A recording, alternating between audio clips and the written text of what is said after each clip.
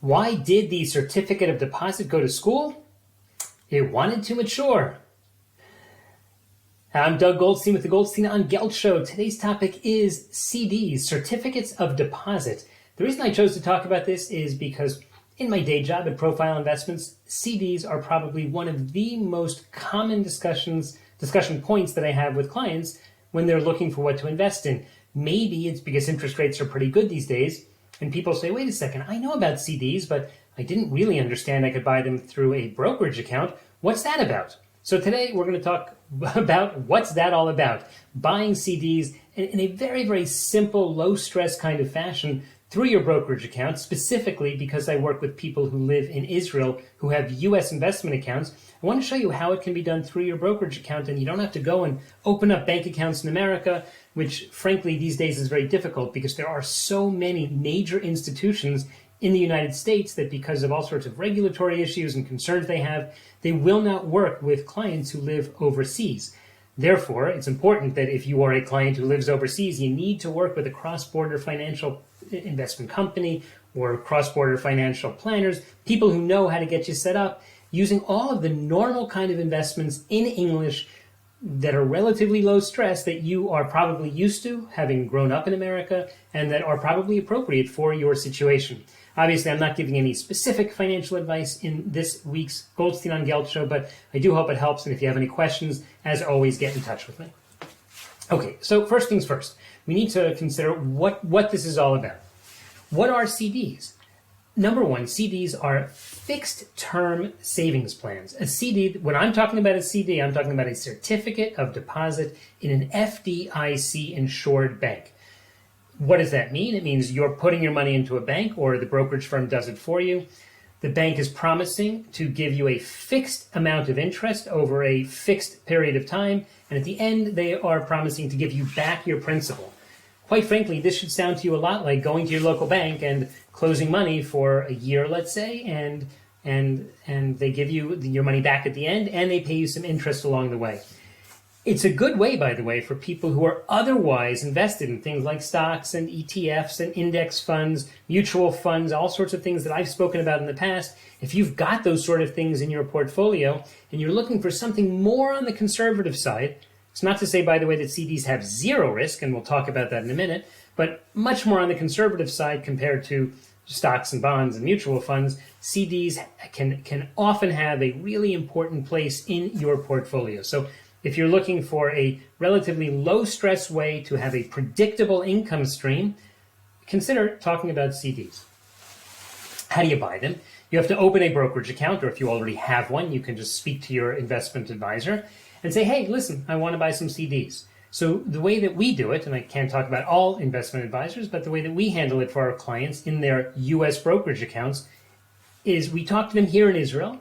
They say, we'd like the clients may have certain parameters for what they want. They may say, I've got $400,000. I want to put $100,000 in a 6-month CD, $100,000 in a 12-month CD, $100,000 in an 18-month CD, and $100,000 in a 24-month CD. So maybe that's what they're going to tell us. And then we can shop around. We have a huge list of different banks that are offering CDs, and we can literally divide up the money into different banks, making sure, by the way, never to put more than $250,000 in any one bank for any one depositor, because that's the limit of FDIC insurance. FDIC is the Federal Depository Insurance Corporation.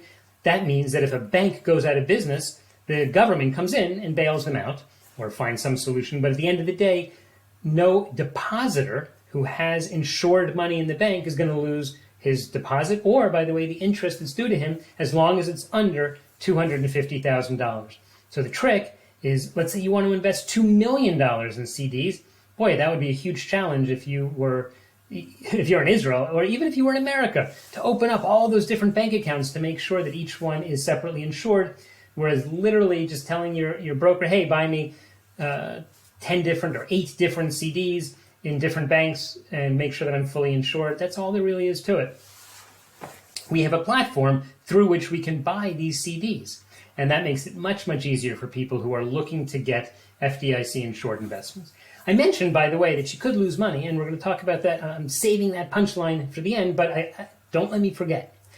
Before we get there, though, we spoke about diversifying between your stocks and your bonds and your index funds or whatever you have and CDs. And we spoke about diversifying in different banks, which also is a huge benefit. It's easy to manage this because it's all consolidated in one account. At the end of the year, you'll get one 1099 from your brokerage firm that could cover all of these different CDs. And finally, it's flexible because depending on your needs, you can buy different terms. You could buy callable versus non-callable, which is a topic you should absolutely speak to your investment advisor about. It's a little bit beyond the scope of what I want to discuss today, but some of the CDs have higher yields, some of them have lower yields for different reasons. And you're, of course, diversifying across different institutions. Now, what are the risks? Number one, we'll talk about interest rate risk. Let's say that you buy a CD today at 5% and then rates go to 6%. Okay, so you're not getting 6% like everyone else is. You could sell your CD. When you buy a brokerage CD and you want to get rid of it, you normally sell it. There's a market for CDs, a secondary market for CDs. So if you call me up and say, hey, Doug, I've got a $50,000 CD. I only want to get rid of $10,000 of that because I'm buying a used car. So I can take just $10,000 and I can go to the marketplace and say, hey, I've got a $10,000 CD that's paying 5%. Now, in my example before, let's say rates have gone to 6%, the market will look back at me and say, well, Mr. Goldstein, we would buy your CD, but you're only offering 5%. We're not going to pay you 100 cents on the dollar. Maybe we'll only pay you, 98 cents on the dollar, for example. So if you agree to sell at that price, then you could lose money. It's a way to lose money on an FDIC insured instrument. But the reason that you're losing money is because you're selling it before it matures. You might just say, hey, forget it. I don't want to sell it. I'm going to hold it. And I know that as long as I wait till it matures, I will get back 100 cents on the dollar plus all of the interest that's due to me. There are no early withdrawal penalties in the brokered CDs that we work with because that's just not how they work. When you buy a CD through a regular bank, oftentimes there's going to be some sort of penalty like you don't get paid your interest if you take the money out early. And by the way, this applies both to American FDIC insured CDs and in Israel, the parallel term I would say is a picadon, a deposit in a bank.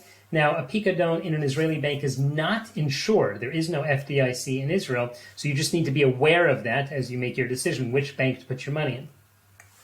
And they also often have various conditions about getting your money out early, and sometimes it's really closed. It's very hard to get your money out early. So when you're comparing, if you decide to go into the CD world, into the safer, more conservative side of the investment asset allocation, make sure you understand what the different terms are of even these accounts that sound similar, a picadon in Israel and a CD in America. There are different conditions. One of the strategies I'll leave you with, and that'll be the last point we're going to make, is you can buy CDs that have different maturity dates. And one of the reasons you do that is not always, but some in general, but not always, the CD, if you buy a longer term CD, it's going to give you a higher yield than a shorter term CD. That's called the yield curve. It's called a normal yield curve when longer term CDs pay a higher yield than shorter term CDs. So what people like to do is they set up a ladder. Maybe, like I said before, someone buys a 6, a 12, an 18-month, a 24-month CD. Then as the 6-month CD matures, like if you were my client, we would talk and we would say, do you need that money? And if you said, no, I don't need the money, we would then take that money and put it at the end of the ladder. Why? Because you still have another CD coming due in another 6 months. The original 12-month CD is now only 6 months away, and we're going to capture the higher yields of a longer-term CD. Now, even if the yield curve is inverted, which means shorter-term CDs are paying a higher yield than longer-term CDs, people often still do CD ladders because they just want to have some predictability. They want to know when the money is coming due. It's a real strategy to absolutely discuss with your financial advisor, or if you don't have one and you live in Israel and you want help with your U.S. investments, feel free to contact us at goldsteinongelt.com at the Contact Us button. So that's the model of what we call a CD ladder. If you have any thoughts about buying CDs, remember, they're a good way to diversify your portfolio. They can help you to leverage your one U.S. brokerage account by giving you access to many different banks. And the strategy which we discussed today is a CD ladder, which is very common and absolutely something that you should look at if it would make sense in your situation. Now, obviously, today I'm not giving you any specific investment advice. This is all for educational purposes only. I hope you find the Goldstein on Gelt show, in fact, to be educational. If you do, please be sure to give us a 5-star rating wherever you listen to the show.